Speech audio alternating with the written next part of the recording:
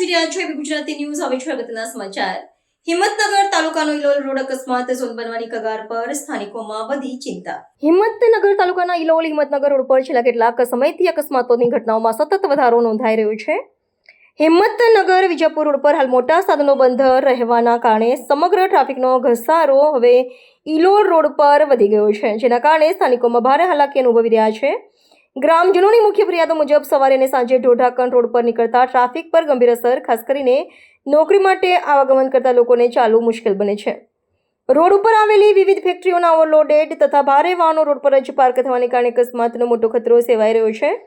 વારંવાર નાના મોટા અકસ્માતોની ઘટનાઓ, પરંતુ સમસ્યાનું સ્થાયી નિરાકરણ હજુ સુધી મળ્યું નથી. ખેડૂત સિઝનના સાધનો તથા ટ્રેક્ટરોના વધતા અવરજવરથી ટ્રાફિક વધુ તંગ બની રહી છે.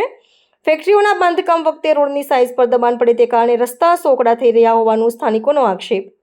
ઇલોલ ગામના સ્થાનિકો તેમજ ઇલોલ ગ્રામ પંચાયત દ્વારા અનેકવાર મૌખિક અને લેખિત રજૂઆતો કર્યા છતાં યોગ્ય પગલાં ન લેવાતા ગ્રામજનોમાં ગંભીર અસંતોષ જોવા મળી રહ્યો છે.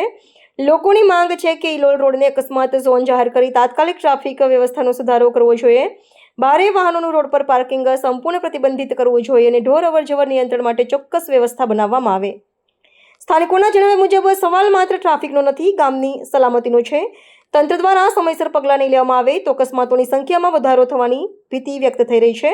Bureau chief Abid Alibhura, Sabarkantha.